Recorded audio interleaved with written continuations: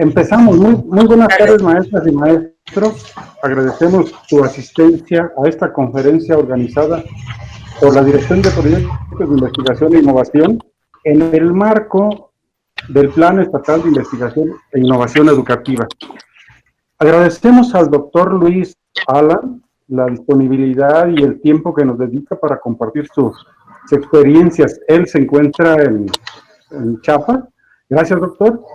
Agradecemos también la presencia de la maestra Silvia Mendoza Valenzuela, directora general de Desarrollo e Investigación Educativa, que está en representación del señor secretario, el licenciado Héctor. Pues para ser breve, cederíamos ahorita la palabra a la maestra Silvia para que nos hiciera favor de emitirnos un mensaje. Adelante, maestra. Buena tarde, doctor Alan. Qué gusto contar con personas tan preparadas, tan brillantes, con medallas al mérito de la investigación. Gracias, doctor Alan Acuña Gamboa.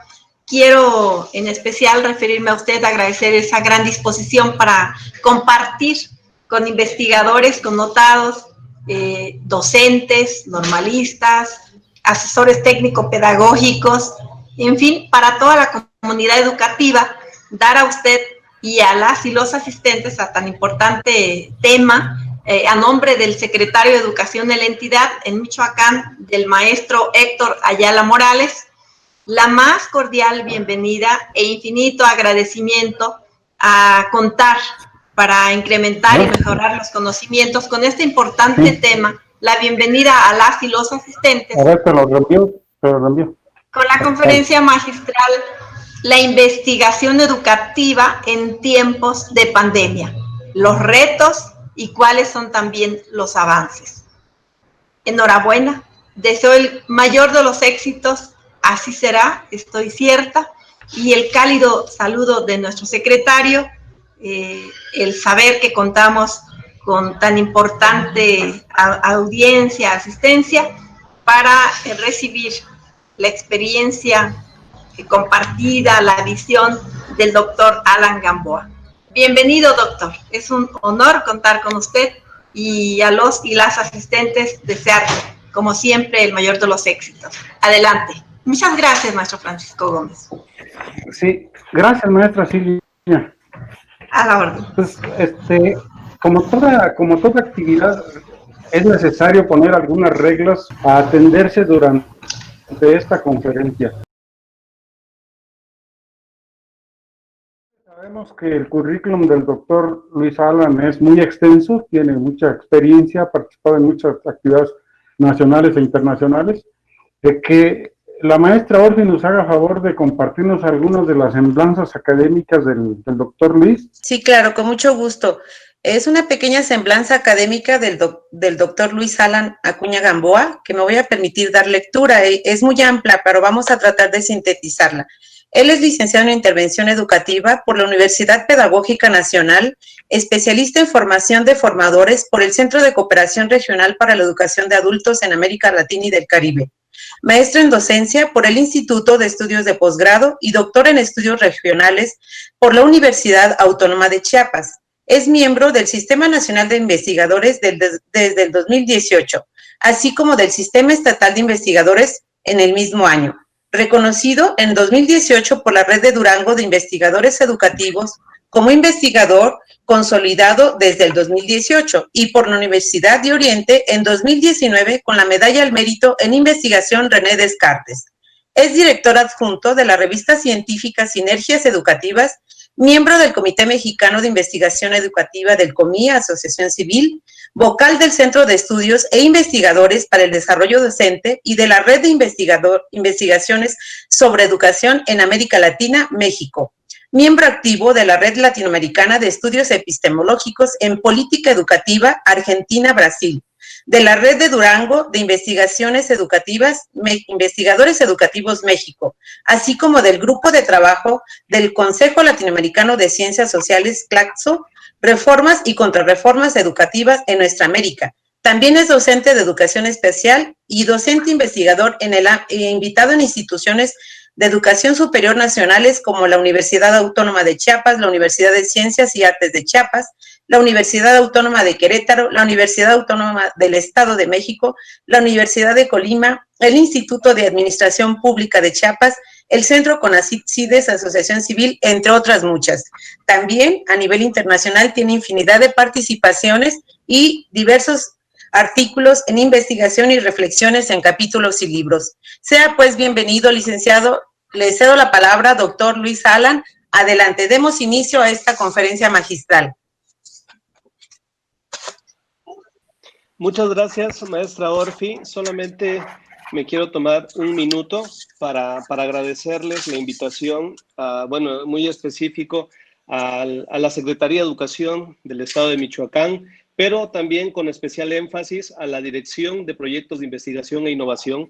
De verdad les agradezco muchísimo la invitación. Es para mí un honor siempre abrir estos espacios de análisis, de diálogo, y bueno, que la meta final de estas interacciones que tenemos en el día a día, pues serán el análisis y la reflexión del sistema educativo nacional en aras o a la luz de buscar nuevas y mejores opciones para mejorar, ¿no? De antemano, nuevamente les agradezco y les pido de favor sean portavoces para todas las autoridades de la Secretaría de Educación por esta invitación. Y bueno, sin más preámbulo, nada más les pido de favor si me pueden comentar si ven la pantalla para iniciar de una vez la presentación. Nada más denme un segundito, por favor.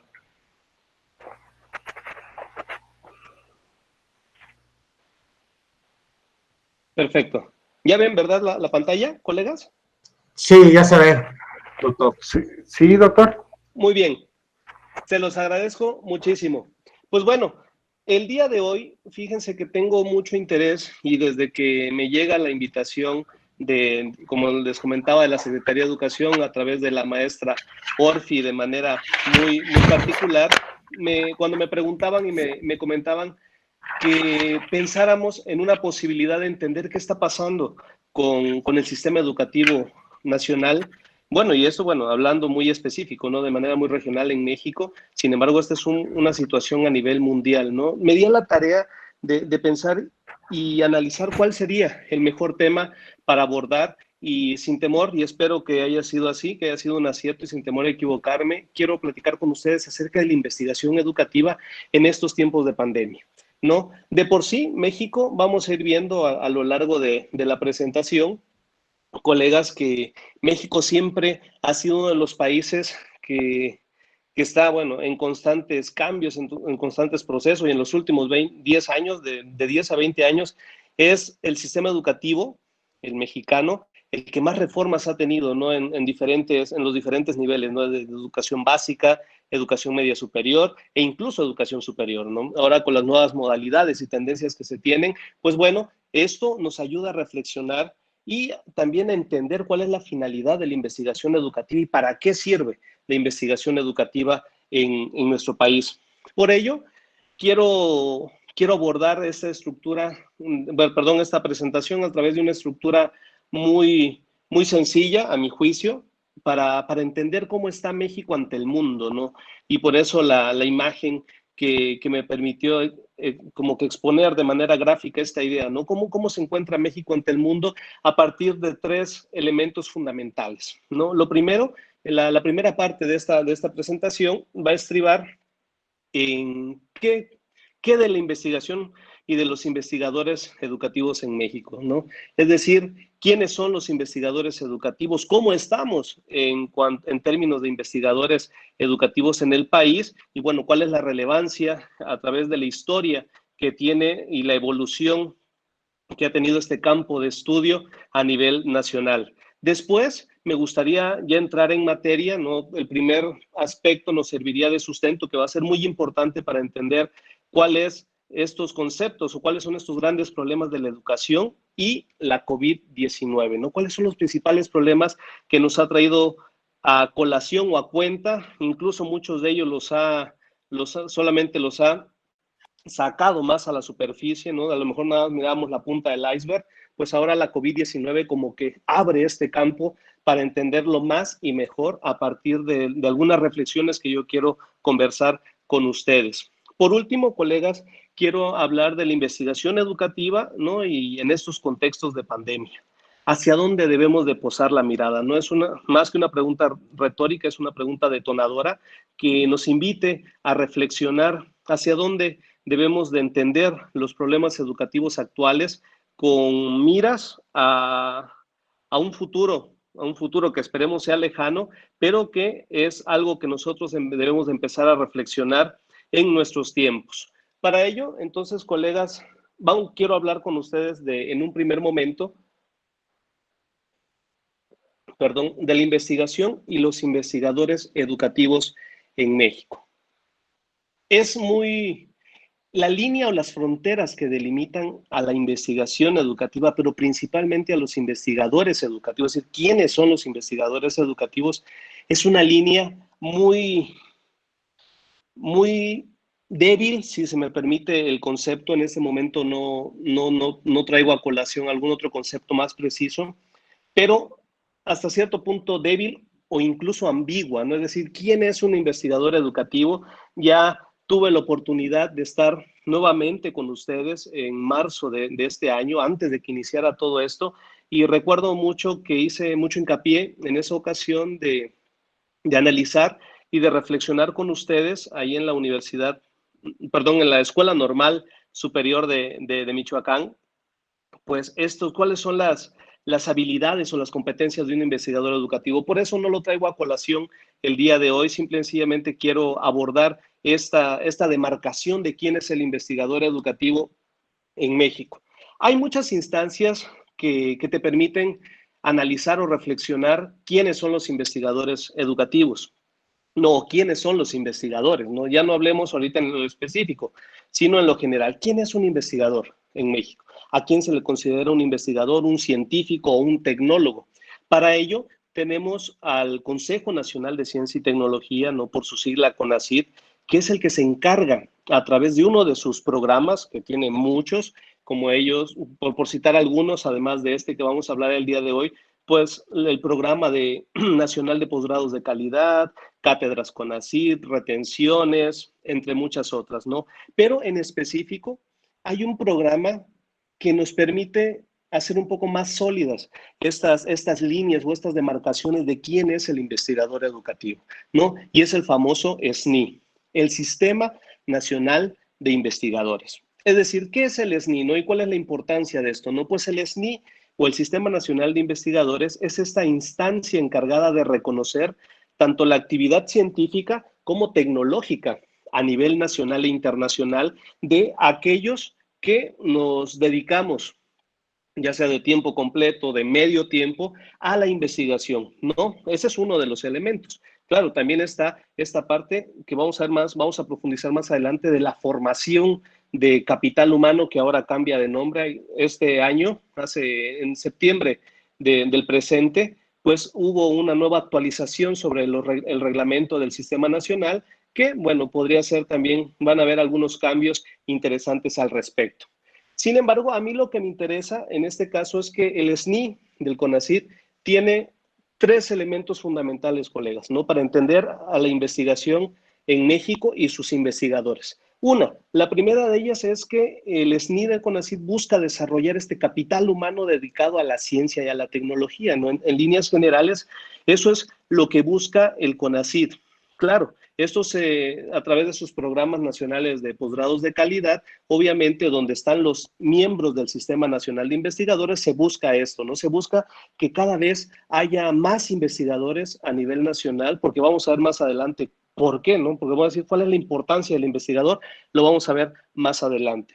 Por otro lado, también lo que se busca es formar a formadores para la investigación y el desarrollo tecnológico. Una de las grandes dolencias que tiene nuestro sistema educativo y sobre todo de formación para la investigación es la falta de formador de formadores, es decir, estas personas o estos grandes académicos que se encargan de formar a las futuras generaciones de investigadores a través del desarrollo profesional de trayectos académicos que sean como que ese puente entre ellos, los investigadores consolidados, por así llamarlo, con los nobles investigadores. Eso es también la segunda búsqueda del SNI de CONACYT. Y en un tercer elemento, que también es un elemento fundamental, no por ser el último signifique que es menos importante, que gracias al SNI del CONACYT, nosotros podemos tener una posibilidad de mejorar las condiciones económicas de los grupos científicos en México, ¿no? Muchas veces se ha criticado la función del Sistema Nacional de Investigadores, ¿no? Porque no sé si todos sepan, pero así de manera muy rápida, pues uno de los elementos o de las prerrogativas que tiene el Sistema Nacional de Investigadores es incentivar a través de apoyos económicos a sus miembros asociados, ¿no? En este sentido, pues serían a todos los miembros del Sistema Nacional de Investigadores, ¿no? Que hay diferentes niveles, desde candidato hasta nivel 3, bueno, que es, por así decirlo, y hay un nivel más que es el emérito, el investigador emérito, pero son, por así decirlo, los 4 o 5, si lo quieren ver así, niveles dentro del SNI. Esto es una posibilidad, colegas, también de mejorar las condiciones económicas de los grupos científicos en México, porque no solamente ayuda a través de estos estímulos directos mensuales, sino también tiene una partida presupuestal anual que sirve para realizar investigación científica y tecnológica de calidad a nivel nacional, pero también con impacto, o muchas veces con un impacto incluso internacional, es decir, que rompa las fronteras de México y que el desarrollo tecnológico y científico del país pueda trascender la región mexicana. Entonces, en este caso también me es necesario que podamos analizar la evolución histórica, ¿no? La evolución histórica de los investigadores en México. Esto es algo muy importante, colegas, lo veamos así. Este es el sustento necesario que debemos de tener previo a analizar la educación y la COVID-19. Es decir, cómo están los investigadores en México, ¿no? Cómo ha sido esta evolución, y por ello me gustaría platicarles de manera rápida cómo se está entendiendo estos conceptos del investigador, cómo ha evolucionado el campo de la investigación científica en México y también cómo ha evolucionado el capital humano dedicado a la investigación. Fíjense que el Sistema Nacional de Investigadores se crea en el año de, perdón, ¿sí me escuchan bien, colegas? Perdón, si alguien, ¿sí me escuchan bien? Sí, sí, escucha. Sí, doctor. Sí. Perfecto. Sí, Sí, doctor, clarito. Muchas gracias. Perfecto. Muchas gracias, muchas gracias. Pensé que había algún problema porque sentí como que los audífonos me fallaron, pero muchas gracias, se los agradezco. Entonces, como les comentaba, ¿no? En el año de 1984 surge o se crea por decreto presidencial el Sistema Nacional de Investigadores, ¿no? Que era una posibilidad para apoyar en ese entonces, ya no sé, pues aunque sea a lo mejor una nota que ya sea de dominio público, pues recordemos que en los 70s fue el boom universitario en México y en muchos países de Latinoamérica, donde se necesitó, empezó la densidad de población, empezó a crecer, ¿no? La población en Latinoamérica, ¿no? Y empezaron a demandar muchas cosas, ¿no? Salud, vivienda, alimentación, pero no olvidemos, educación. Y en los 70 se da este famoso boom mexicano, el boom universitario, donde se empiezan a crear muchas de las universidades autónomas que están afortunadamente hasta el día de hoy activas, pues se formaron y se crearon gracias a este decreto, ¿no? A esta necesidad del boom universitario nacional por brindar educación superior a esa gran masa social de sujetos que estaban deseosos de continuar sus estudios más allá del nivel medio superior. Entonces, se dan cuenta, obviamente, en la necesidad de crear tantas universidades y de necesitar tantos docentes en ese momento, pues empiezan a contratar en masa a docentes que pudieran, incluso recién egresados de las pocas universidades existentes, los envían a otras universidades o ahí mismo en su entidad federativa y empiezan a ser los docentes recién egresados. Es decir, había una cuestión de, bueno, o sea, hay un análisis muy, muy importante sobre el tema, ¿no? No es mi campo, sin embargo, me interesa mucho, que pues se inició el sistema educativo universitario a nivel nacional, pues con ciertos vaivenes, ¿no? Habían problemas de formación docente, muchos ingresaron a la docencia sin estar, ¿no? Por así decirlo, arquitectos, ingenieros, sin tener la formación pedagógica para realizar esta función.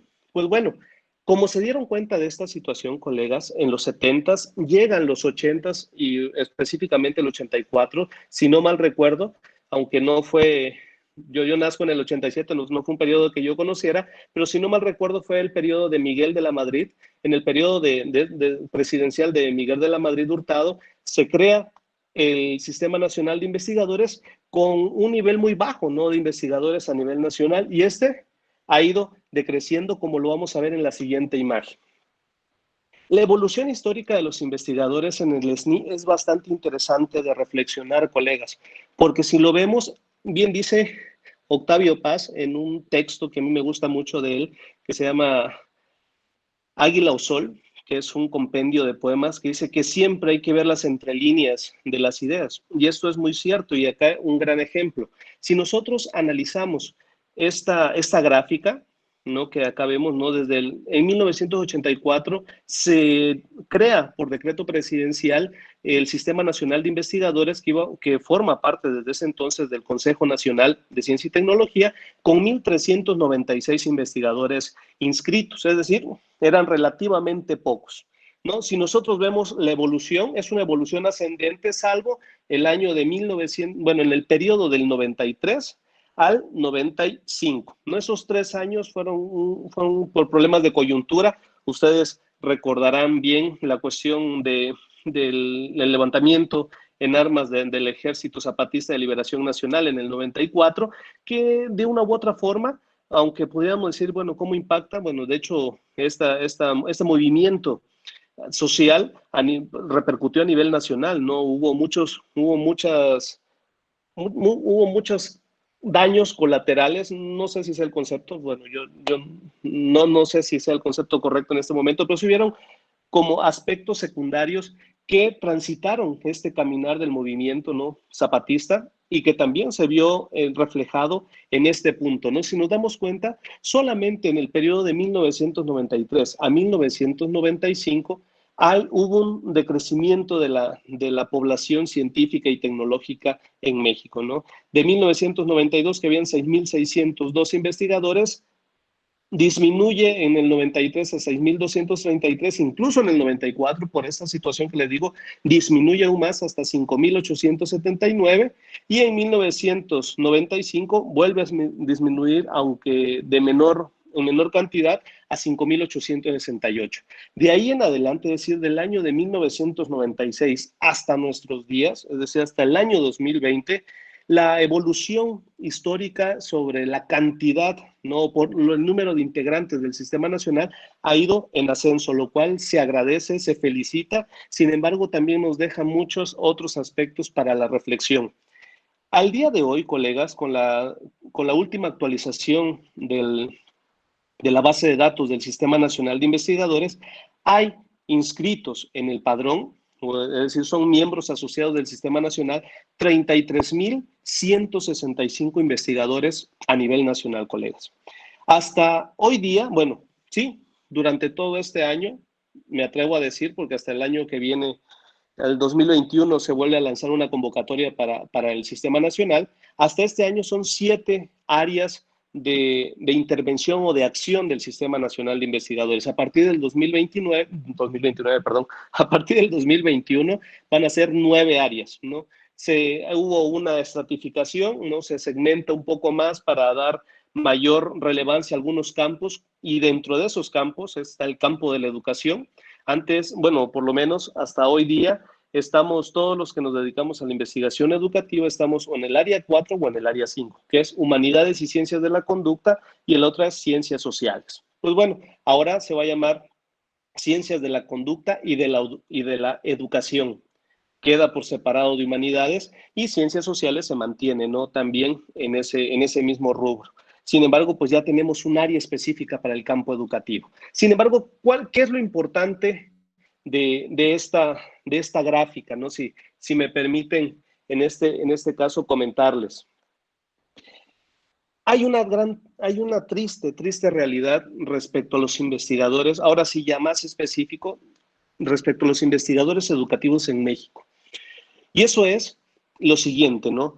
Como ya vimos, el total de SNIs en México equivale hasta el año 2020, o bueno, la actualización, la última actualización del año 2020, a 33.165 investigadores, lo cual representa obviamente el 100% de los investigadores a nivel nacional. Esto lo digo con ciertas pinzas, por lo siguiente, ¿no? Como les comentaba, hay un límite o las fronteras para considerar a alguien investigador o no investigador son muy delgadas. Esa era la palabra exacta, ¿no? Esa era la palabra correcta. Son muy delgadas.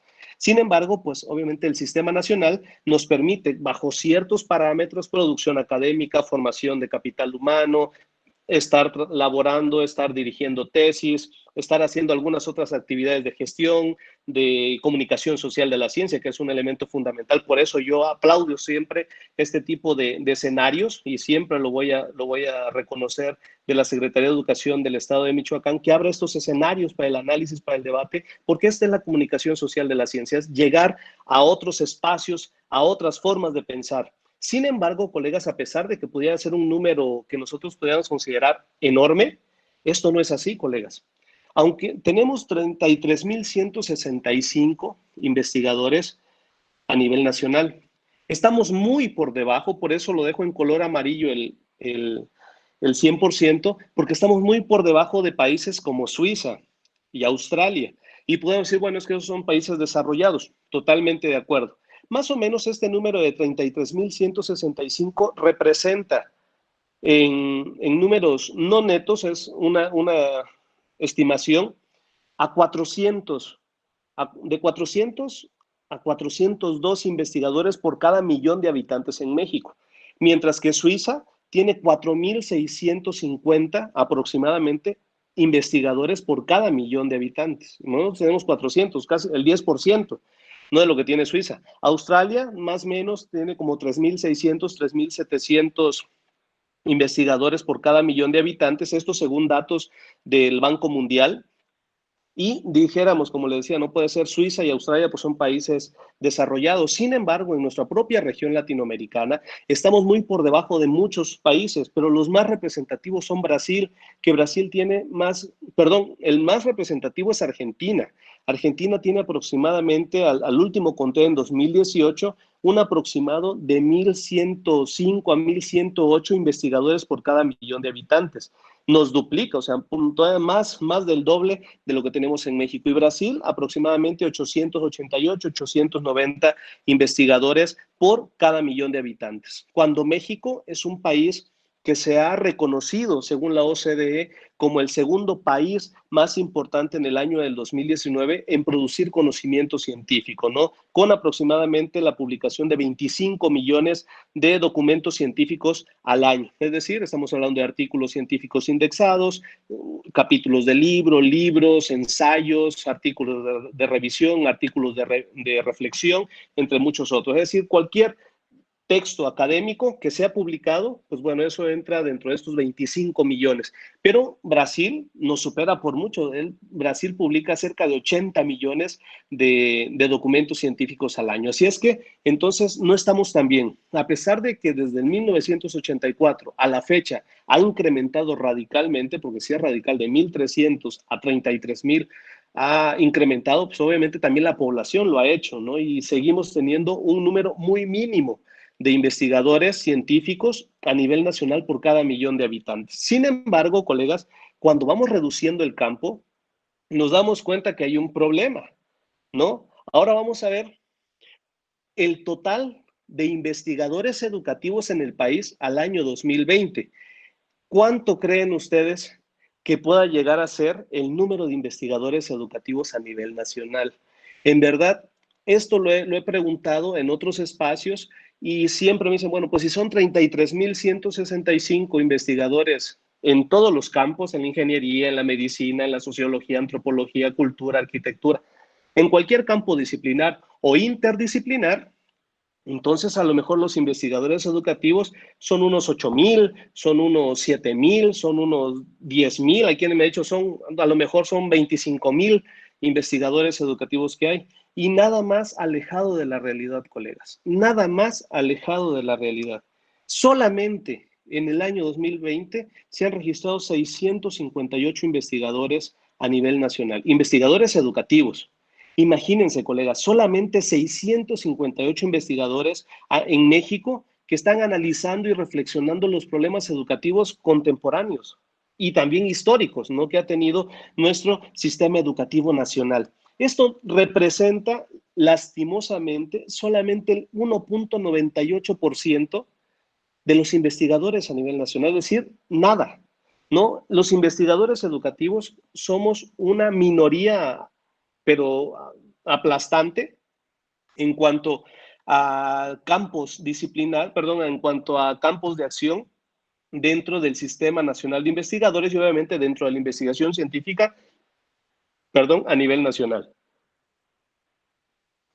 Y hay otro problema, colegas. Estos 658 investigadores educativos en México están muy centralizados, ¿no? En entidades federativas, obviamente la número 1 es la Ciudad de México, con las universidades más potentes y más importantes a nivel nacional e internacional, como la Universidad Nacional Autónoma de México, está el Departamento de Investigación Educativa, del CINVESTAP, del Politécnico Nacional, y entre otras, ¿no? La Universidad Iberoamericana, entre muchas otras. Y después de la Ciudad de México está Jalisco, ¿no? La Universidad la Universidad de Guadalajara es la segunda más importante en cuanto a investigadores educativos se refiere, ¿no? Eso es algo importante. Y en tercer lugar está Nuevo León y por último, Puebla. Es decir, de los 658, les pediría de favor si alguien puede apagar su micrófono. Se escucha por ahí, se los agradezco. De los 650...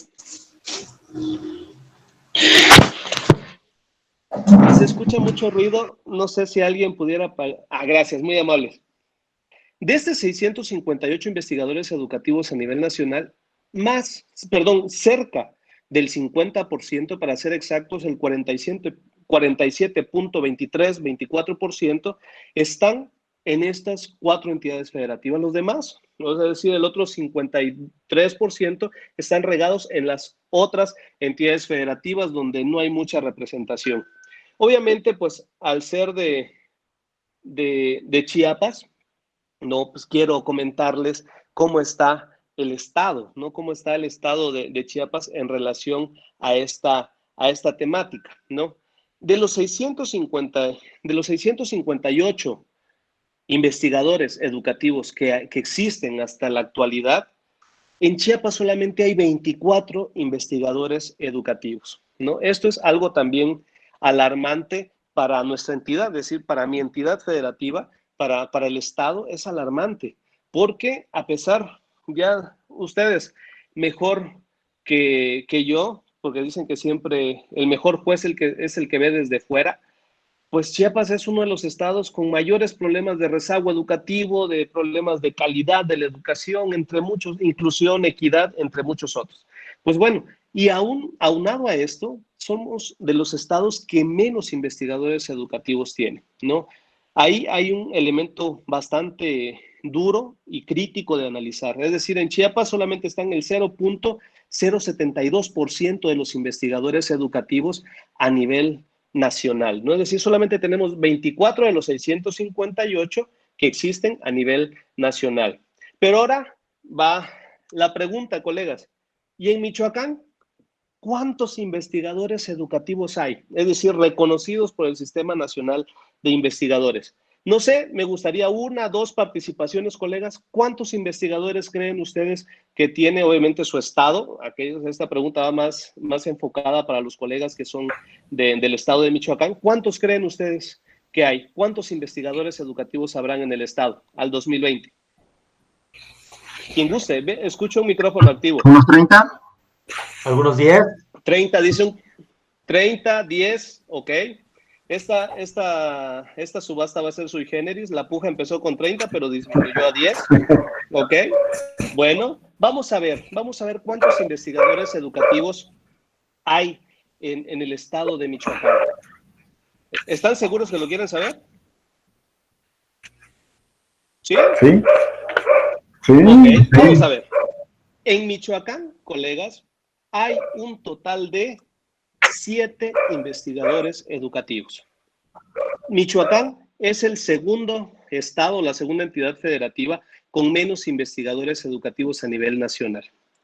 Es decir, esto es algo también alarmante y digno de reflexionar en estos espacios. Por eso vuelvo, aunque suene reiterativo, vuelvo a felicitar y agradecer estos espacios de análisis y reflexión en el Estado, porque tenemos problemas y tenemos áreas también de oportunidad muy hermanadas entre Chiapas y Michoacán. Y una de ellas es este escaso número de investigadores que tenemos a nivel nacional que se dedican al campo educativo. Solamente 7 investigadores educativos hay que representan el 0.021% del total nacional. Es decir, Chiapas, que es el tercero, no estamos por encima de ustedes, somos la tercera entidad federativa con menos investigadores.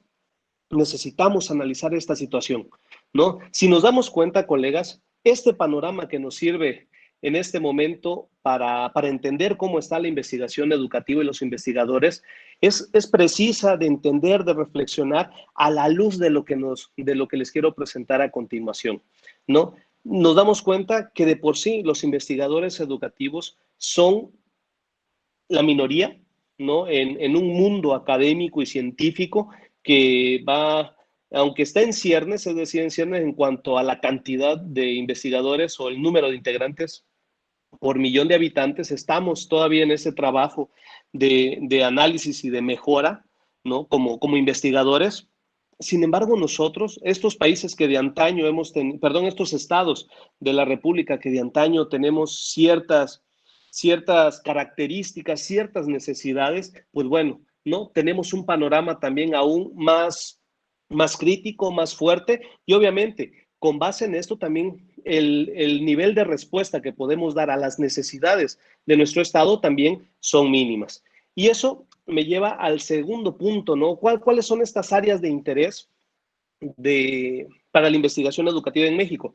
Ya vimos que somos pocos, y de esos pocos que habemos en la investigación educativa, pues obviamente tenemos ciertas áreas diferentes de análisis, de reflexión para entender los problemas educativos actuales, ¿no? Les quiero presentar una breve gráfica o un esquema, mejor dicho, de cuáles son los principales campos de interés para los investigadores educativos a nivel nacional, previos, eso sí, ojo, previos a la llegada de la COVID-19 a México. Estos son datos que hizo un análisis histórico, longitudinal, para entender desde 1990 hasta el 2018, que fue la última vez que actualicé este esquema. Estos son los campos más importantes, colegas, o si me permiten, como que las áreas de trabajo de los investigadores educativos. La mayoría se denominan que trabajan en el campo educativo sin especificar.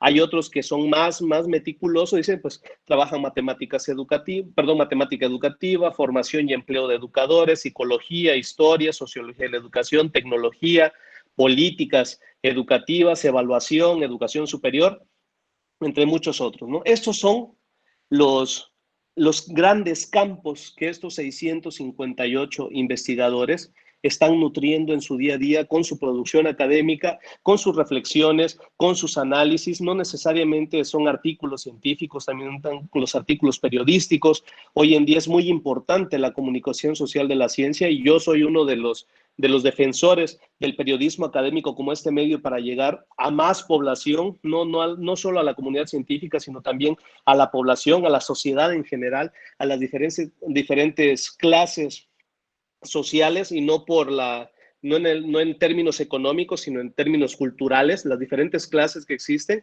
para que nosotros podamos explicar lo que estamos haciendo, dar a conocer a toda la población interesada desde un lenguaje académico, también un lenguaje más coloquial, más libre, más flexible, como es un artículo periodístico, dar a entender cuáles son los problemas, no exponer estas ideas que nosotros vemos. Pues estos son los campos, colegas, en los cuales hasta antes de la COVID-19 estaban trabajando los investigadores educativos, pero llegó el enemigo público, ¿no?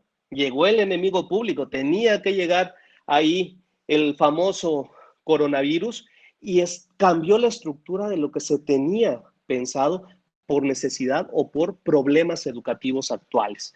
Sí, no sé si todos vieron, pero ahí estuve compartiendo, colegas, la invitación que me hicieron llegar y les comentaba, pues, a aquellos que estén interesados en poder tener alguna información de esto, no sé, se los presento.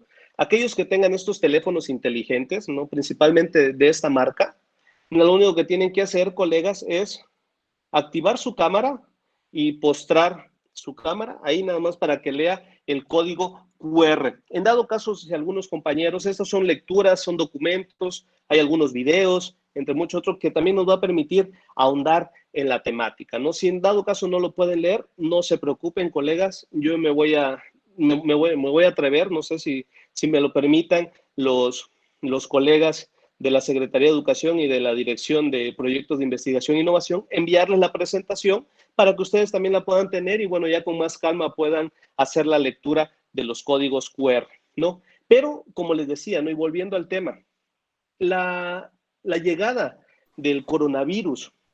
Sí, perdón, ¿alguien iba a hablar?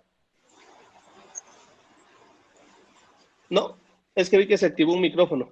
Ok, como les decía, la llegada de la COVID-19 a México cambió y reestructuró muchos de los elementos que nosotros teníamos como objetos de estudio, es decir, cambió los objetos de estudio de los investigadores. Claro, a lo mejor no de todos, pero a muchos de nosotros, sobre todo aquellos que de una u otra forma somos la generación más jóvenes, de investigadores, como que nos hizo reflexionar sobre otras posibilidades de entender los problemas educativos a partir de la llegada, ¿no? Y es uno de los grandes retos que sigue teniendo todavía el sistema educativo nacional, es la transición de la modalidad educativa, ¿no?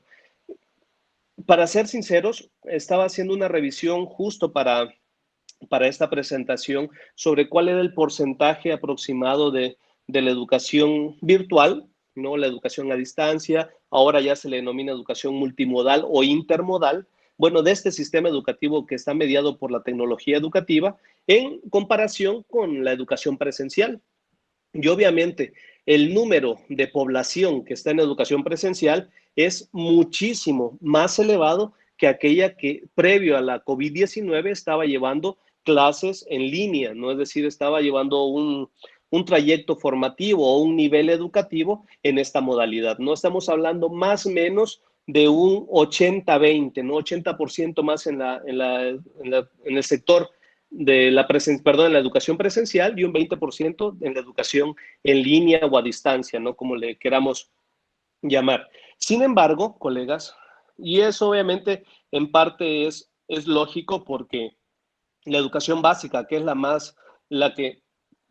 abarca mayor población educativa, pues obviamente está en la modalidad presencial, ¿no? Pasar esa transición, ¿no? de la modalidad educativa, es decir, pasar de estos docentes, de estos alumnos, de estos padres de familia con una modalidad que ya conocían, ¿no? Que es la presencialidad de las clases, pasarlo a un sistema virtual o multimodal, como le denomino yo, pues es un gran reto, ¿no? Y ese gran reto trajo, como les digo, o expuso varios problemas, muchos problemas en el campo de la investigación educativa, es decir, en el campo práctico, pero también en el campo teórico, en el campo metodológico incluso de la investigación educativa.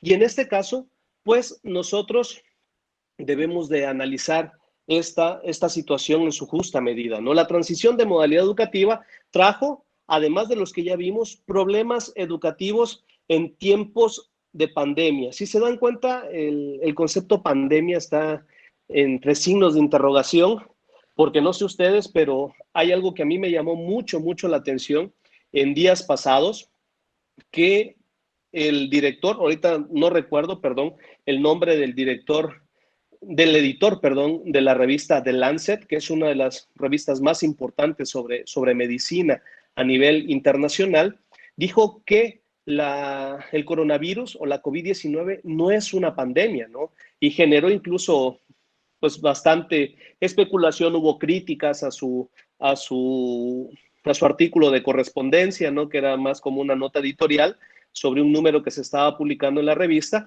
y él dijo que no era una pandemia, ¿no? Que en realidad la COVID-19 ya no era una pandemia, muchos lo vieron como una afrenta, ¿no? Ante los grandes problemas que están sucediendo, ¿no? Cuántas muertes, cuántos millones de muertes han habido a nivel mundial por esta situación, pero él dijo, ¿no? Y eso es lo malo, dijeran, de nada más quedarse con la primera oración, con el título de un texto, ¿no? Él decía que no es una pandemia, ya no es una pandemia. Ahora él está acuñando, aunque no él acuñó el concepto, ¿no? Ya tiene muchos años atrás y por otra persona, el concepto de sindemia.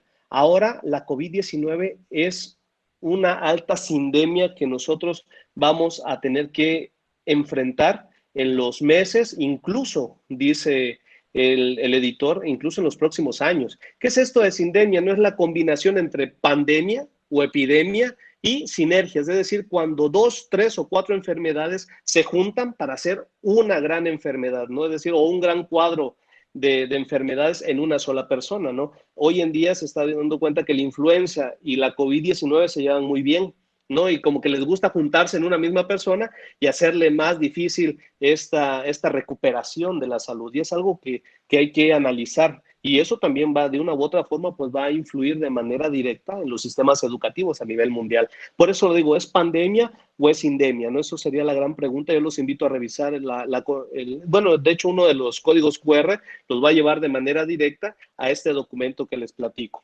Pero los problemas educativos, colegas, se están transformando. Y se están transformando para dar respuesta de manera inmediata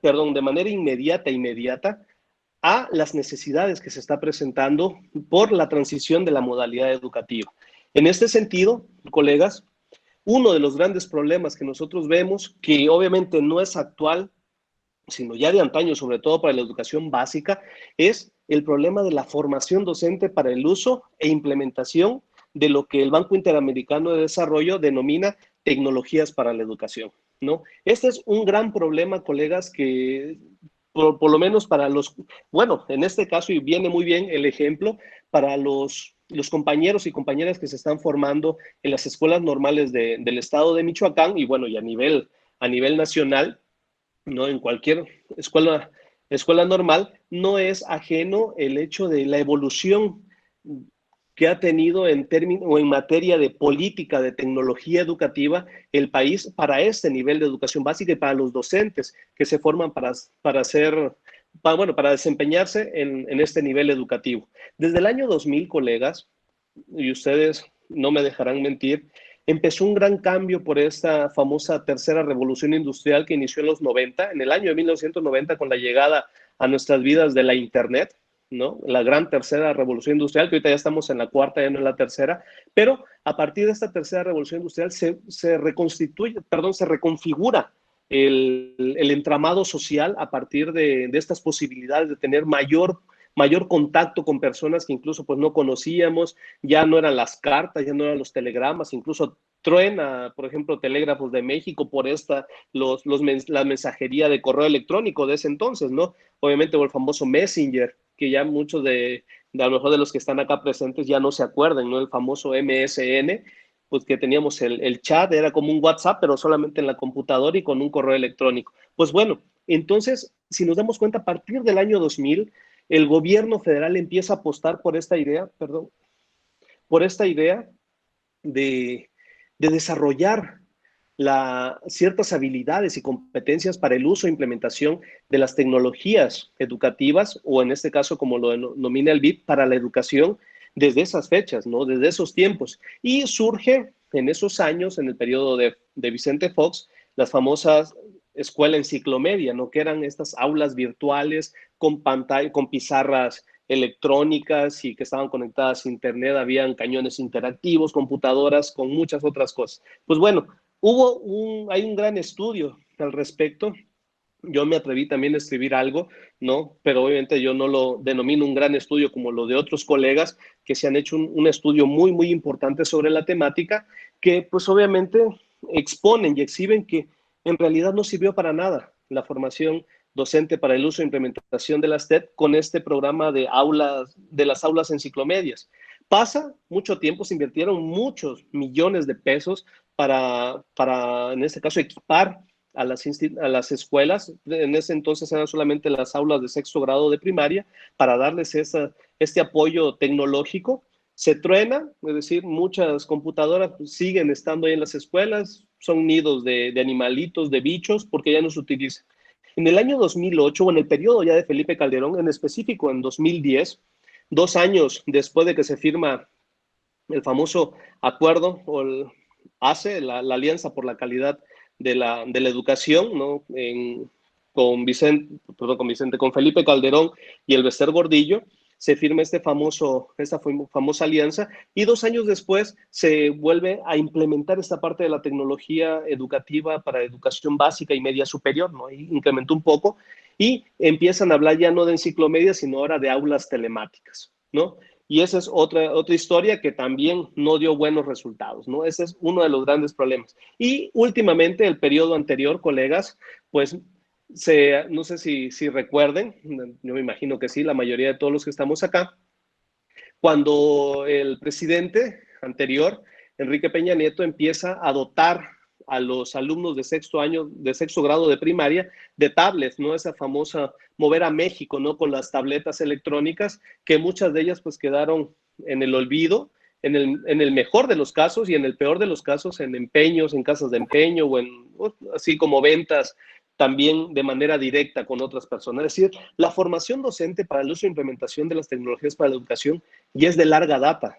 Sin embargo, ahora, colegas, ahora nos damos cuenta que de esos 20 años, por así decirlo, perdidos, porque para mí es una responsabilidad compartida, no podemos culpar solamente al Estado en este caso, pues en el sentido más amplio del concepto, ¿no? De Estado, decía el gobierno federal y los gobiernos de los estados, no se pueden culpar solamente a ellos, sino también es una responsabilidad por parte del magisterio, ¿no? Que también nosotros debemos de analizar, ¿no? Yo lo digo desde esta mirada también como docente de educación básica y medio superior, ¿no? Además también de educación superior. Sin embargo, colegas, lo que ha dado uno de los alcances que ha permitido el análisis de estos problemas es que tenemos que cambiar la idea, porque también uno de los grandes problemas que ha tenido las políticas de tecnología educativa a nivel nacional es pensar en la tecnología educativa como este recurso tecnológico, es decir, dotar o equipar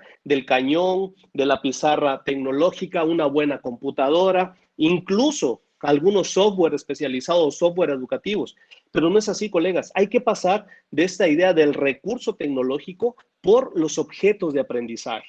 No es decir, cómo la tecnología me permite a mí, a través del desarrollo de ciertas habilidades, crear objetos de aprendizaje. Es decir, utilizar objetos de aprendizaje, ¿no? Más específicos, algunas herramientas tecnopedagógicas, algunos instrumentos tecnopedagógicos para el proceso de enseñanza y aprendizaje, incluso también para la evaluación de la educación a distancia, ¿no? Hay que tener esa idea, o por lo menos eso nos está permitiendo entender este problema. Por otro lado, colegas, hay que repensar en nuevas pedagogías para la educación multimodal, ¿no? Es decir, la educación virtual, a distancia, en línea, como le queramos llamar. En esta educación multimodal, el docente, hay que pasar esa idea del docente consumidor al docente creador de contenido educativo digital.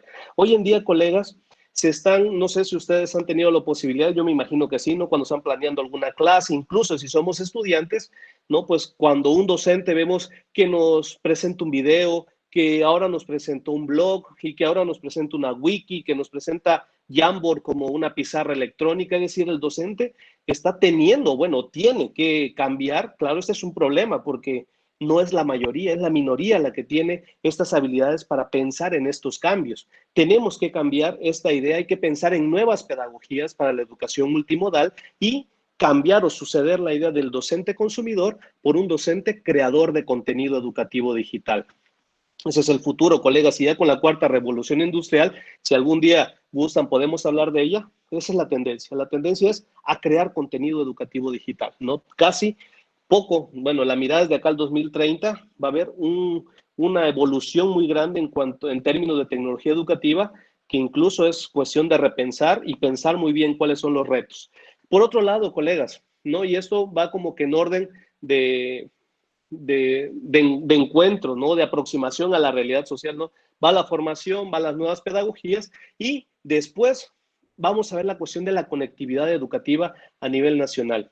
Uno de los grandes problemas, colegas, que tiene México es que no podemos hablar de México, sino de Méxicos, de diferentes regiones, de diferentes espacios para el análisis. Y acá nosotros, colegas, como a partir de la investigación educativa, debemos de pensar, ¿no? Es decir, no solamente los investigadores, ¿no? Es una cuestión de amalgamar esfuerzos entre el Estado y los investigadores para superar estas desigualdades socioeducativas, para garantizar el derecho a la educación para todos. La conectividad educativa, colegas, en México, y sobre todo, ahorita vamos a ver más adelante, en algunos estados, más que ser una realidad, es una utopía, y lo vamos a ver. Por último, colegas, tiene que ver también, después de la conectividad, la educación socioemocional. Este es uno de los grandes, a pesar de que mucho me han comentado, sí, pero es que la educación socioemocional ya está desde el periodo anterior, desde la reforma educativa que se hizo en el 2018 con la actualización de los planes y programas del 2018, perdón. Esta actualización que ya hablaba de un enfoque socioemocional, colegas, va más allá la educación socioemocional. Lo que nosotros no solamente es una construcción de valores, no como se tenía previsto o imaginado por el gobierno federal, no, lo que nosotros tenemos que entender es que la educación socioemocional debe garantizar el cuidado de la salud física y obviamente emocional de los docentes, estudiantes y padres de familia en estos contextos de pandemia, ¿no? Es decir, yo siempre he dicho que la casa se está convirtiendo en microescuelas, ¿no? Y los docentes, y los padres en docentes improvisados para el apoyo de la consecución del sistema educativo nacional. Esto genera estrés, colegas. Si nosotros como docentes, con nuestras habilidades, con nuestras competencias y destrezas pedagógicas, didácticas, tecnopedagógicas, si se me permite el concepto, tenemos problemas para seguir y para garantizar el desarrollo de estas habilidades o de estos aprendizajes esperados en los alumnos. Imagínense también en estos espacios donde hay muchos roces, hay muchos problemas propios del confinamiento, ¿no? Esto es algo que también debemos de marcar muy buena distancia para entender. Me gustaría, para ir también más rápido, para no abusar del tiempo, me gustaría hablar de dos ejemplos respecto a estos problemas que estamos viendo. En los dos he tenido la oportunidad ya de trabajar de manera directa en cuanto a proponer opciones de mejora para esta situación, y el primero de ellos es la conectividad. No quiero hablar acerca de este tercer punto que vimos anteriormente, el tercer problema, que es la conectividad educativa, y obviamente pues hice un análisis, junto con mi esposa, que fue la líder de la investigación, la doctora Ileana Mérida. Hicimos un trabajo de investigación sobre, cómo está Chiapas, ¿no? Cómo está nuestro estado en cuanto a conectividad educativa. Y es algo que de verdad, pues obviamente a nosotros nos dicen es que hay que pasar de la presencialidad a la virtualidad de la educación, ¿no? Es decir, hacer esta transición de modelo educativo de un momento a otro.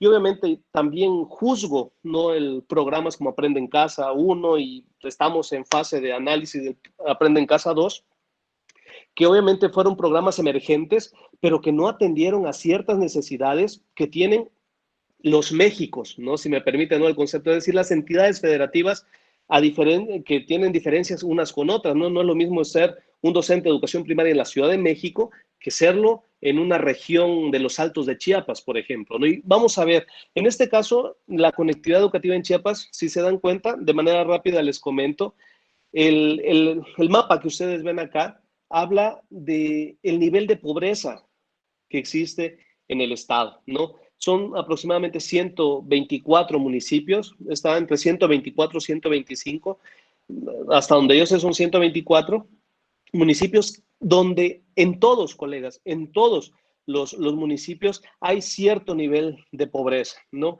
Obviamente, esto es con base en los índices que marca el INEGI, ¿no?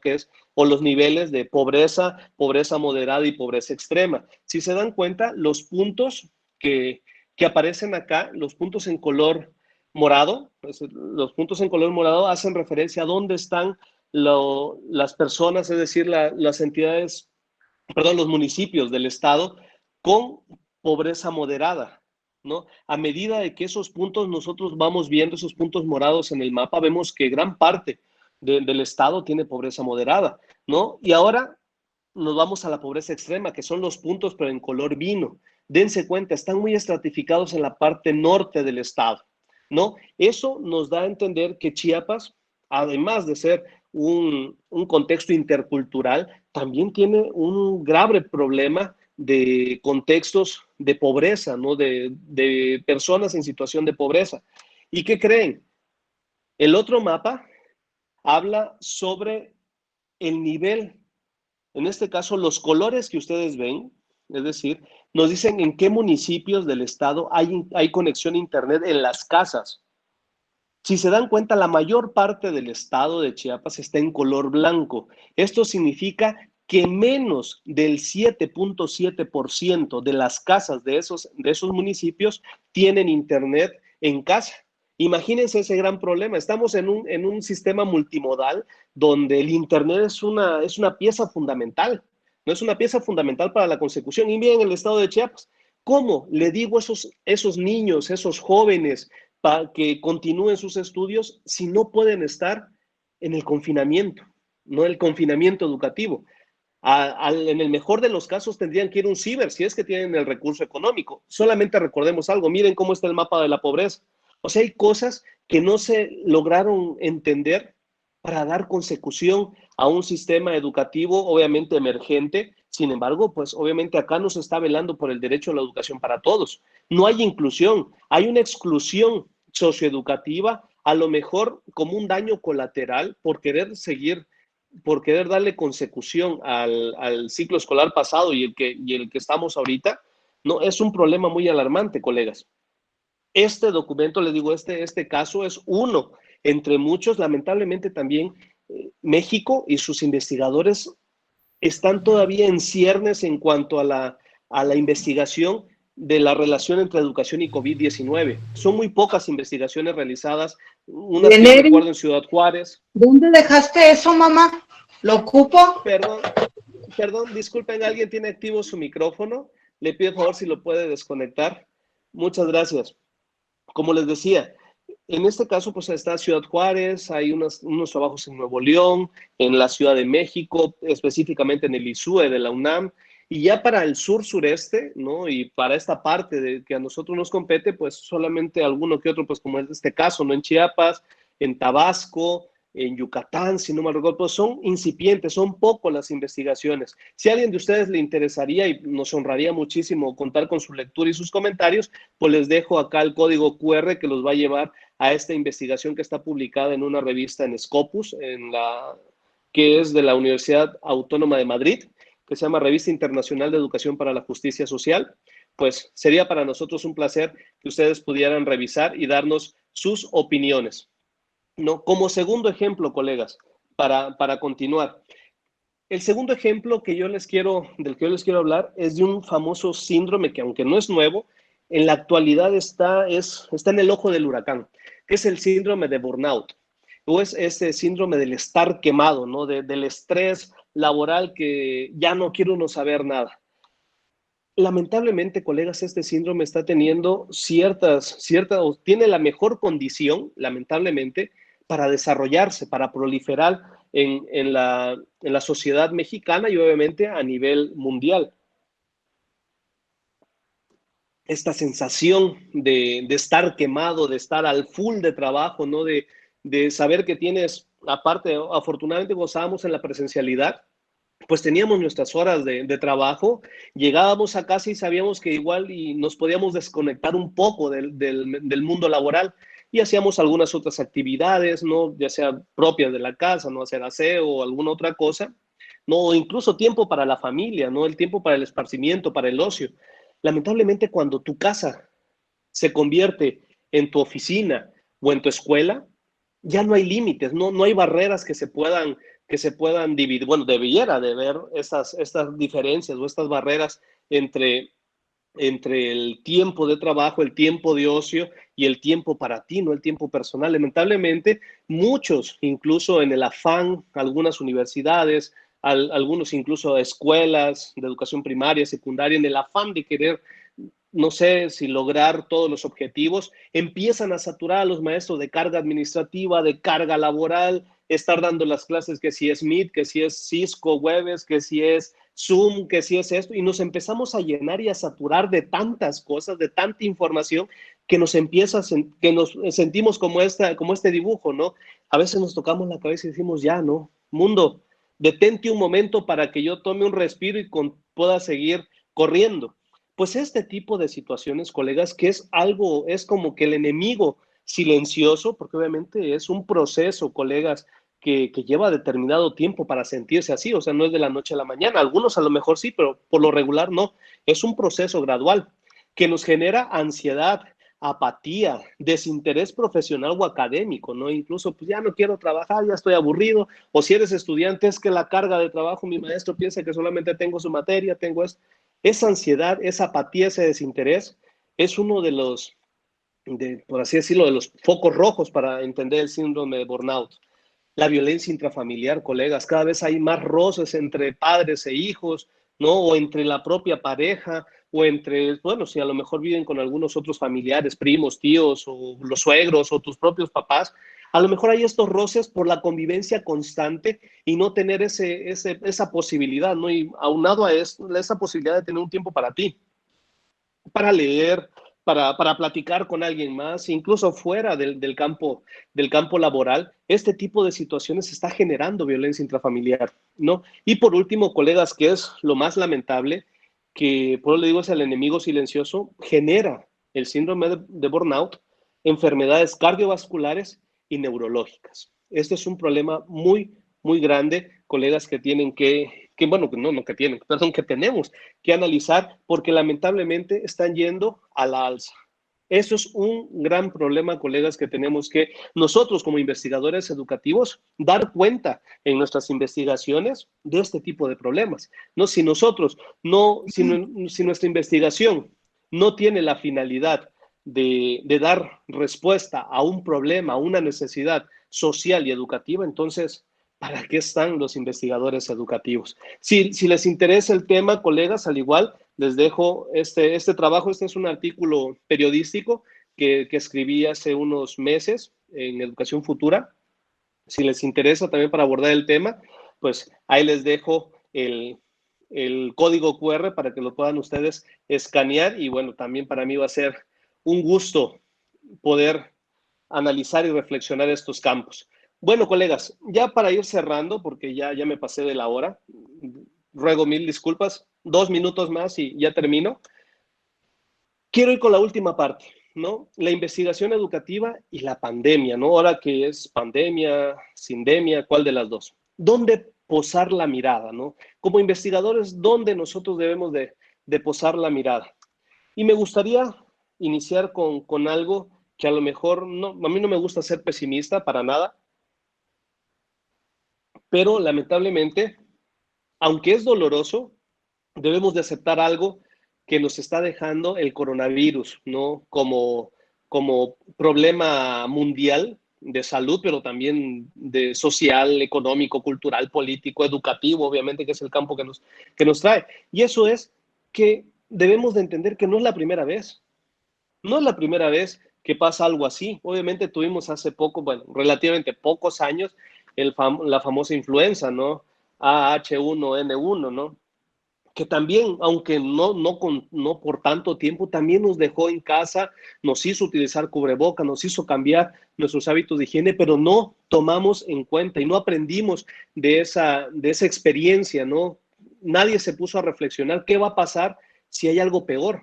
Bueno, no es la primera vez, pero lamentablemente, colegas, no será la última tampoco, que México y el mundo tenga que combatir pandemias o sindemias, ¿no? No estamos, incluso no solamente cuestiones virales, colegas, no solamente hablando de eso.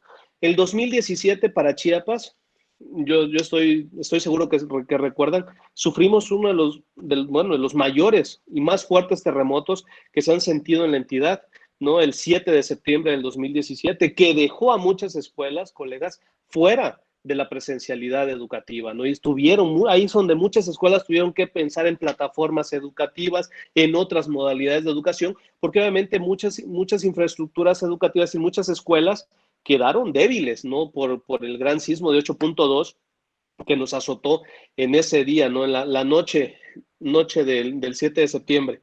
Entonces eso nos lleva a pensar, colegas, que no podemos decir, es que pasando el coronavirus, ya que vuelva a la presencialidad, ya todo va a volver a la normalidad, voy a volver a ser el docente presencial que da mis clases, ya tengo mis prácticas pedagógicas. No, colegas, no es la primera vez que el coronavirus está y no va a ser la última, lamentablemente. Llámese pandemia, sindemia o desastre natural, lo que sea, colegas. Como seres humanos estamos expuestos a muchos peligros en el día a día, ¿no? A muchos peligros. Y en el ámbito educativo, pues también hay estos retos, estos problemas, y me gustaría cerrar con esta medida. ¿Cuáles son los grandes retos que nosotros debemos de mirar hacia futuro? Y un futuro próximo, no lo pensemos como un futuro alejado de nuestra realidad actual.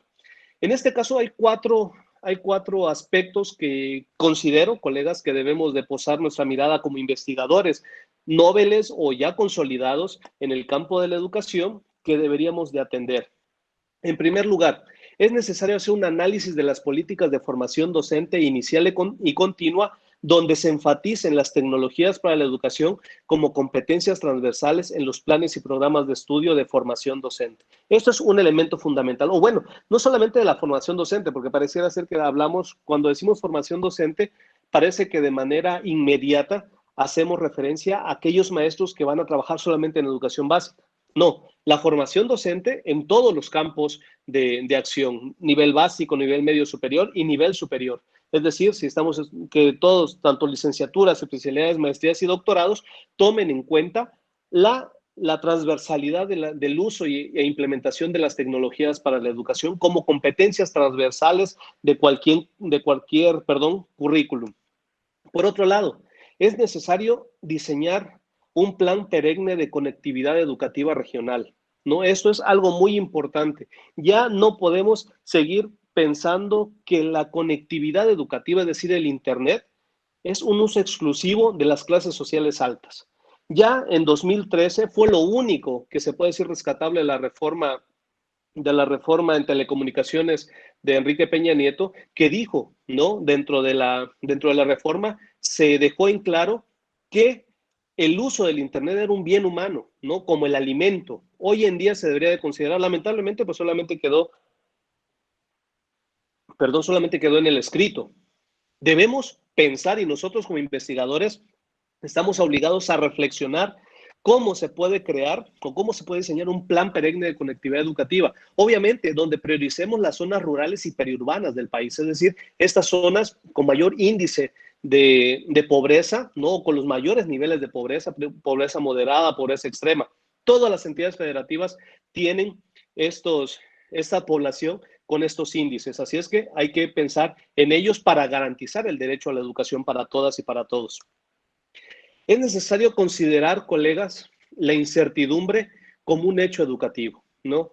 Siempre, lamentablemente, y esto de una vez lo aclaro, colegas, es una idea que yo tengo, que incluso estoy desarrollando, hablar de la incertidumbre como una posibilidad educativa, ¿no? Siempre, y bueno, no sé, hasta ahorita he hecho la revisión de la literatura y no he encontrado que alguien haya pensado en la pedagogía de la incertidumbre o como yo le estoy llamando, el aprendizaje basado en incertidumbre. La incertidumbre no se contempla en el hecho educativo. Y si algo nos ha traído el coronavirus es estar en constante incertidumbre, colegas. No saber qué va a pasar más adelante. Por ello, es necesario pensar y repensar nuevos escenarios pedagógicos que aborden la incertidumbre en su justa medida, ¿no? Considero que esto es un elemento fundamental porque recordemos, ahora es coronavirus, mañana no sabemos qué nombre va a tener otra enfermedad o algún desastre natural. Esperemos que no, ¿verdad? Esperemos que no, pero no estamos exentos. Ahí está, justo ese es el claro ejemplo, colegas. Ahí está la incertidumbre. Y por último, ¿no? Obviamente son 4 grandes campos que dentro de ellos se pudieran como que segmentar sobre pequeños temas, pero es necesario incluir la educación socioemocional y la resiliencia laboral, tanto en los planes de estudio como en las capacitaciones y actualizaciones docentes. Casi nadie bueno, de los que conozco, ¿no? No puedo decir de todo el país o de todo el mundo, pero de los colegas que conozco, casi nadie tiene esta posibilidad de resiliencia, ¿no? De la capacidad de salir adelante ante los retos que se nos presentan en el día a día. Esto es un elemento fundamental para considerarlo más allá del desarrollo de valores. Va más allá de la educación socioemocional de lo que se pensó en el año 2016 y las actualizaciones al 2018 en los planes de educación básica. Va más allá de pensar en una educación en valores, en una educación para la paz. No, va más allá de eso. Se piensa más en la posibilidad de salir adelante ante los retos que nos significa la realidad social, ¿no? En este caso, ya para cerrar, colegas, ya a guisa de cierre, quiero dejar la invitación abierta en dos sentidos. El Centro de Estudios Avanzados e Investigación en Ciencias Sociales y Humanidades, al que tengo el gusto de dirigir, de ser el director general, vamos a tener para el año 2021, esta es una excelente noticia, colegas, vamos a tener un número monográfico en la Journal of Learning Styles de la Universidad de Utah. Vamos a tener un monográfico sobre pedagogías del confinamiento y derecho a la educación. Están cordialmente invitados todas y todos a participar en él. Obviamente es una convocatoria abierta bajo riguroso proceso de revisión por pares académicos, pero tiene la finalidad de abrir un espacio para pensar y repensar cómo nosotros debemos de entender el confinamiento, ya no coronavirus, ¿no? El confinamiento educativo. ¿Cómo debemos de entender? Para ello, colegas, esto ya se está cocinando. Los invito de manera abierta a seguir por redes sociales, en Facebook, en Twitter, en LinkedIn, en Instagram o directamente por el WhatsApp. Estaremos muy honrados de contar con su participación y obviamente pues también van a haber muchos eventos académicos, muchos trayectos formativos y muchos proyectos de investigación en los que podemos entablar lazos de amistad, de fraternidad, pero también de beneficios académicos para nuestro sistema educativo nacional. La investigación tiene que responder a una necesidad en específico. Si no logra esto, entonces no serviría de nada. La investigación educativa sería solamente un juego y yo estoy muy seguro que no es así. De parte mía, les agradezco mucho, les dejo mis datos, todas mis redes sociales y bueno, pues estoy para ustedes y los escucho con mucha atención. Muchas gracias. Muchísimas gracias, doctor. Felicidades, excelente conferencia. Nos deja muchos elementos para la reflexión y la revisión. Muchas gracias, doctor. Abriríamos, bueno, un mensaje, está abierto el enlace para que nos hagan favor de compartir sus datos para la constancia, está en el chat. De favorcito ahí lo van registrando. Y abrimos un espacio para unas 2 o 3 preguntas de los asistentes hacia el doctor. Quien quiera participar o hacer alguna reflexión, está a disposición el uso de la voz. ¿Puedo? Sí, adelante.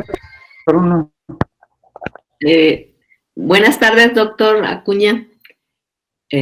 Me da mucho gusto volverlo a escuchar, lo escuché en la normal superior y en esta ocasión creo que lo que nos está compartiendo tiene pues muchas aristas para nosotros que no somos investigadores profesionales, sino hacemos incipientes investigaciones en nuestros entornos rurales o de ciudad. Pero me llamó mucho la atención el número de investigadores reconocidos como el SNP y en el estado de Michoacán, pero esos son las personas más consolidadas, pero nosotros que hacemos este tipo de investigación casera, le llamo yo, ¿cómo podríamos acceder o publicar en algunas revistas, aunque no sean revistas muy reconocidas, pero que ya pudiéramos empezar a hacer pequeños intentos, ¿no? No sé si alguna pista nos diera usted. Claro, no, al contrario, maestra, yo le agradezco mucho y para mí en esa ocasión saludarla fue un honor y sigue siendo el día de hoy un honor volverla a saludar maestra, la recuerdo con mucho afecto y le agradezco su pregunta. Sí, en efecto, ¿no? Algo de lo que cuando inicié la presentación comentaba era esta situación de que la exposición, ¿no? De quiénes son los investigadores, pues tiene estas demarcaciones muy flexibles, ¿no? De no saber quién se le puede considerar y quién no se le considera investigador educativo. No, por eso retomo la cuestión del SNI, porque es la instancia a nivel nacional que valida, si así se me permite el concepto, valida estas posibilidades de entender quién es y quién no es un investigador a nivel nacional. Pero en este caso, obviamente, eso no es restrictivo. La idea es, y la invitación de exponer esto es que nos sembrar la simiente, ¿no? De la necesidad de generar como Estado más y mejores investigadores, ¿no? Y qué bueno que usted, aunque usted le llama investigación casera, que en realidad no es así, es una investigación también crítica y reflexiva que se hace de la práctica profesional. Tan es así que existe un método de investigación que se llama investigación acción participante. Pues bueno, en este caso yo les aconsejo, maestra, que usted, dicen que un buen artículo empieza con una buena idea y con el interés de querer llegar al fondo de esa idea o de ese tema, ¿no? Yo le aconsejo que si gusta, y no solamente para usted, lo dejo abierto, quien guste ahí en mis redes, a través de las redes sociales o el correo electrónico, me puede usted enviar su trabajo, yo le puedo dar una revisión, ¿no? Y se lo puedo volver a reenviar, incluso también por la temática podría proponerle 2 o 3 revistas para que usted pudiera enviar este trabajo, ¿no? Lo que debemos de entender es que a lo mejor en la primera ocasión que enviemos, a lo mejor no nos va a ir muy bien, pero no, la idea es no desesperar, ¿no? La investigación educativa y el investigador educativo es un proceso continuo de preparación profesional, ¿no? No es un proceso acabado, es más, ahora yo podría decir que no me considero investigador educativo, tengo muchas cosas que aprender, a pesar de estar en el SNI, hay mucho que aprendo en el día a día. Y yo considero que esa es la apertura que debemos de tener todos, pero con mucho gusto, si yo le puedo apoyar, cuente usted conmigo y quien guste, colegas, pueden contar conmigo para hacer esta revisión, ¿no? Entre colegas, ¿no? Pero obviamente yo lo voy a revisar como un paraacadémico, haga usted de cuenta que no voy a ser su amigo en ese momento, pero ya en los comentarios le voy a decir cómo mejorarlo para así hacer comentarios como su amigo para que le pueda ir mejor en cualquier proceso de evaluación. Y bueno, la invito, está abierto el monográfico para 2021. Maestra, síganos en nuestras redes sociales ahí en el CECISO y con mucho gusto, ¿no? Ahí vamos a dar a conocer cuando se abra la convocatoria ya de manera directa y usted está cordialmente invitado, igual que todos y todas ustedes. Espero que con esto, maestra, le haya respondido a su pregunta y queda abierto desde esa vez en marzo, quedó abierto el canal de comunicación, pero ahora lo volvemos a refrendar. Gracias, maestra. Gracias, muy amable. Muchas gracias, maestra Mago. Otra pregunta, alguna reflexión, algún comentario? Si me permiten la palabra, con mucho gusto pudiera externar. A ver, adelante. Muchas gracias, doctor Luis Alan Acuña Gamboa, qué gusto verte por acá. Además de compañero, amigo, me da mucho gusto verte, te felicito en esta plática que has dado. Me parece que en términos de investigación educativa a todos nos hace falta justamente ir encontrando este hilo, ¿verdad? Esta idea de cómo poder generar temas que sean de interés académico, ¿no? Porque de pronto podemos caer en esta idea de que todo es viable para investigar y publicar y parece que no, ¿no? Lo importante es saber qué elementos, cuál es la ruta crítica, metodológica, ¿no? Académica para poder generar estas investigaciones. En Chiapas, como bien lo ha señalado, estamos con carencias que son muy tangibles y que me parece que en todo lado sur de México tenemos esas mismas condiciones, ¿no? Con los compañeros maestros que están en esta escuela normal, yo pudiera compartir la experiencia de la normal superior aquí en el estado de Chiapas, y estamos también justo en este proceso de migración hacia lo digital, ¿no? Pero ha generado y requerido en nosotros los docentes, pues un cambio de paradigma, una disposición hacia el aprendizaje, porque definitivamente aprender y enseñar y evaluar en una plataforma educativa, pues nos ha requerido y obligado a continuar formándonos. Estamos en este proceso de desaprendizaje y creo que todos nuestros compañeros, colegas del sur-sureste de México, estamos en lo mismo, ¿no? Tenemos estas mismas carencias, pero también una fortaleza que es muy grande y tenemos disposición. queremos hacer las cosas. Y en ese sentido estamos empujando esa transformación educativa de la cual somos protagonistas. Yo le digo a mis estudiantes en la normal superior de Chiapas, saludos a todos los colegas de las escuelas normales, somos realmente el punto de equilibrio para esta verdadera transformación que queremos provocar en el tema educativo. Y bueno, en cuestiones de educación a distancia, doctor Gamboa, usted sabe que hemos estado empujando muchísimo desde universidades autónomas en el estado que hemos estado, ¿no?, tratando de generar programas a distancia. Felicito la trayectoria y por supuesto también a las autoridades que han hecho posible este evento académico y a todos los que están ahí, ver estas caras de esperanza y por supuesto a todos con esta idea de que queremos publicar y seguir los pasos de éxito que ha tenido el doctor Gamboa y que de alguna manera ha sido muy amable, sensible y humilde en darnos a conocer su trayecto. Pues bueno, sigamos acuerpándonos como académicos que somos y sigamos haciendo justamente estas cibercomunidades académicas, que para allá es donde tenemos que migrar, ¿no? Les mando un abrazo, muchas gracias por la apertura y el espacio. Saludos desde Chiapas a cada uno de ustedes. Muchas gracias, maestro Alejandro, un abrazo también. Pues, si no hay alguna otra participación o reflexión, está por aquí con nosotros. ¿Sí, Orsi? Sí, solo quiero agradecer la conferencia porque me dejó muchas inquietudes el doctor cuando habla de la pedagogía de la incertidumbre, o sea, que tenemos que avanzar hacia esas incógnitas y me llamó mucho la atención. Entonces, sí, estamos exactamente, nos dejó en incertidumbre total hacia dónde vamos a caminar y también cuando hablabas del confinamiento educativo, o sea, un tema que hablamos mucho, yo decía en la mañana, es que hay gente que ya padece esa incertidumbre y ese estrés pandémica. O sea, estamos en estrés inconscientemente y no lo notamos y no lo sabemos por todo lo que puntualmente usted nos señaló y comentó aquí. Entonces, creo que los retos sobre esa investigación educativa nos queda todavía muchísimo por caminar, pero me pareció fabulosa la propuesta del doctor en cuanto dice que debemos ir a hacer comunidades virtuales de investigación pedagógica hacia la incertidumbre. Muchas gracias, doctor, por esas inquietudes que nos deja.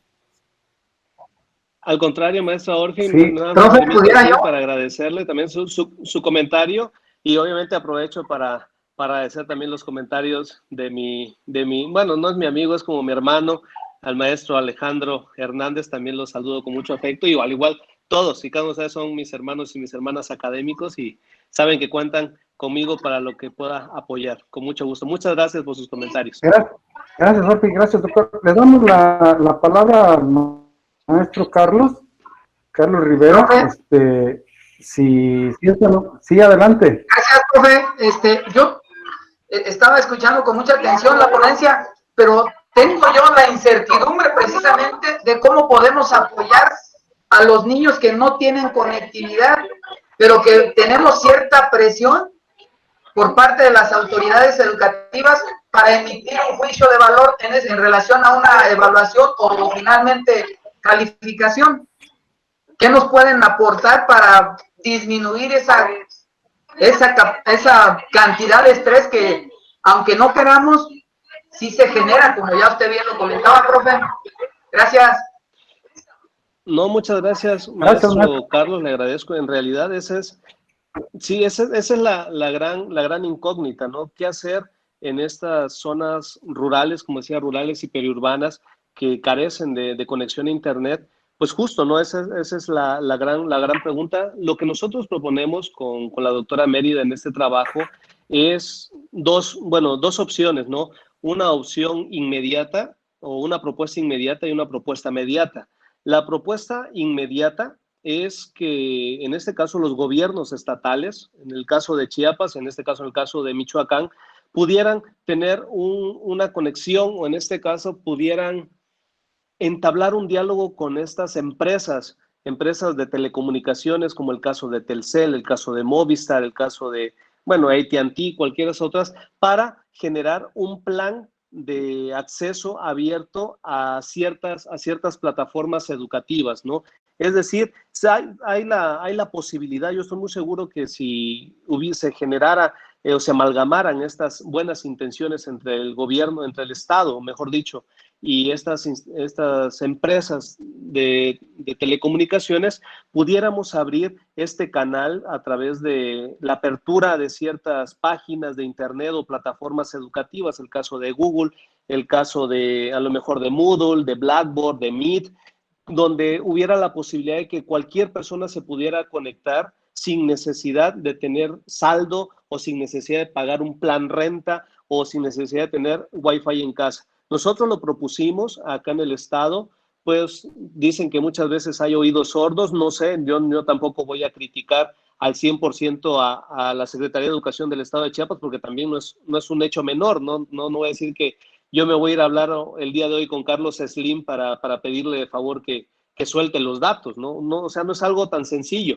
Sin embargo, se pueden iniciar a tejer estos puentes para ver o alguna otra opción, ¿no? que se pueda hacer. Esa es de la manera inmediata. Ya de la manera inmediata es necesario diseñar un plan, como le decía, perenne de conectividad educativa. Eso es un hecho. No sé, tiene que apostarle y México tendría que apostar miles de millones de pesos para en este caso, pues, conectar a todo México de manera educativa. Es decir, no estamos pensando de un Internet libre, sino de un Internet por y para el aprendizaje, ¿no? Eso sería un elemento fundamental. ¿Cómo se puede hacer? Pues a partir también de estas relaciones entre las empresas de telecomunicaciones con la finalidad de dar a mejor precio y con mayor calidad la conectividad en las instituciones de educación, ¿no? Ya sean básicas, medias superiores o superiores. Por ejemplo, no sé ustedes, pero acá en la casa, en su casa, pues tenemos un plan de internet de 200 megabytes,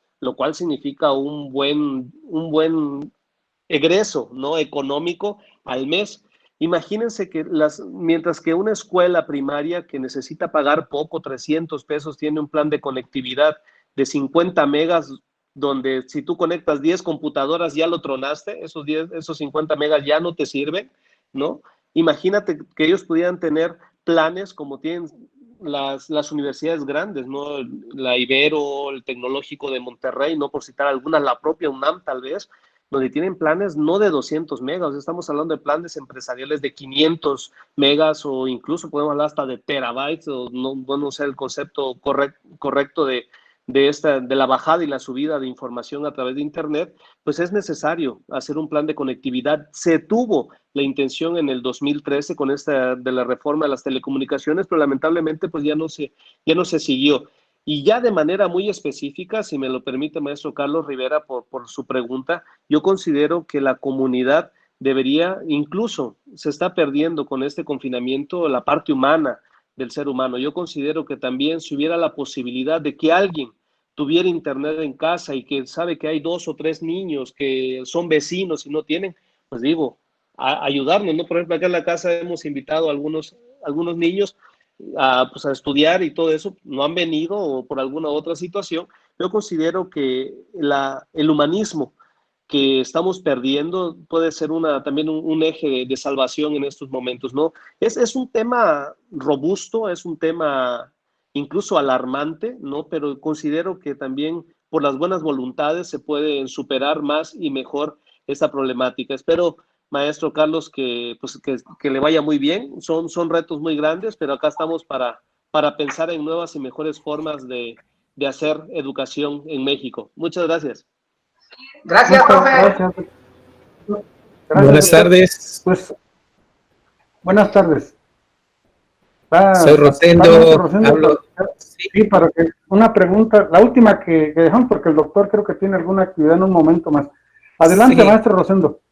Pues antes que nada agradecer a la Secretaría de Educación de Michoacán por la apertura, ¿verdad? Y pues también al doctor Acuña por esta interesante charla.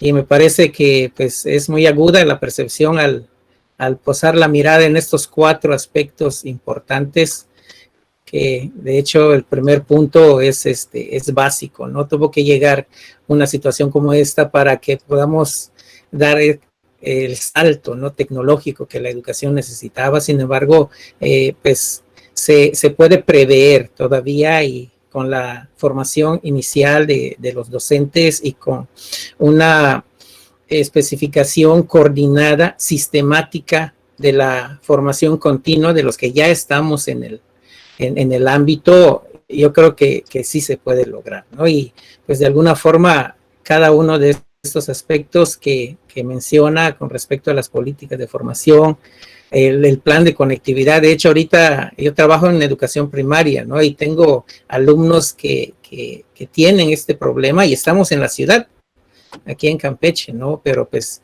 la mayoría no tiene esa conectividad, ¿no? Así que yo creo que esa propuesta de formar una comunidad, creo que podemos iniciarla si la Secretaría de Educación de Michoacán así lo cree conveniente o no sé, los datos de todos quienes lo van a tener para formar una comunidad y a partir de ahí empezar a realizar alguna investigación, en colaboración, ¿no? Para ir sacudiendo esos árboles, ¿no? A ver qué cae, ¿no? Como dijo el doctor Acuña, de vamos a visitar aquí, vamos a visitar allá.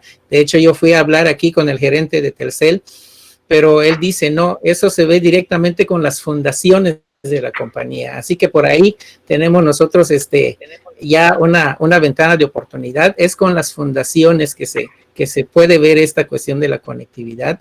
Y pues yo creo que si formamos esa comunidad, los que estamos participando aquí, podemos empezar a hacer algunas cosas, ¿no? Dentro de nuestro ámbito de acción para que vayamos nosotros alcanzando pues algunas de las expectativas que queremos para la mejora educativa. Y en cuanto a la cuestión de la incertidumbre, doctor Acuña, yo lo he escuchado planteado desde el pensamiento complejo de Edgar Morin, así que por ahí yo creo que también podemos ir buscando, ¿no? Algunas cuestiones que se plantean mediante la complejidad y pues integrar la incertidumbre como parte de la pedagogía es muy interesante. Así que pues gracias a todos también por su atención y pues aquí estamos, aquí quedamos para pues hacer la comunidad. Gracias.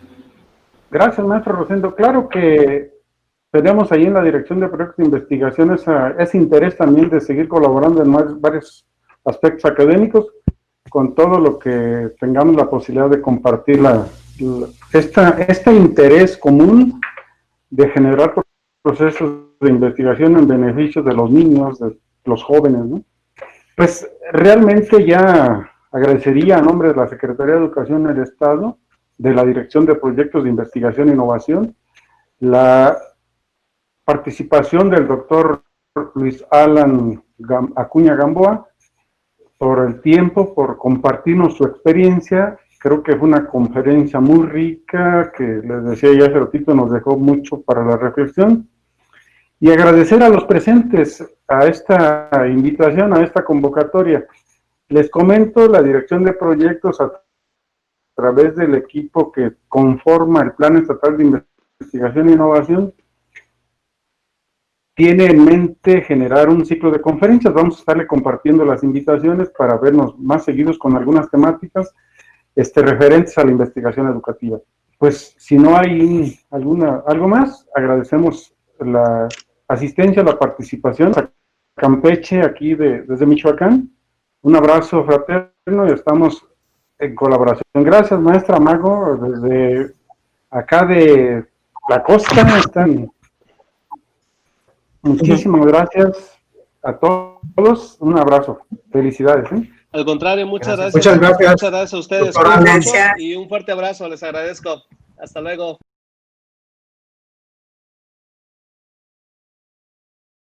Gobierno de Michoacán. Michoacán se escucha.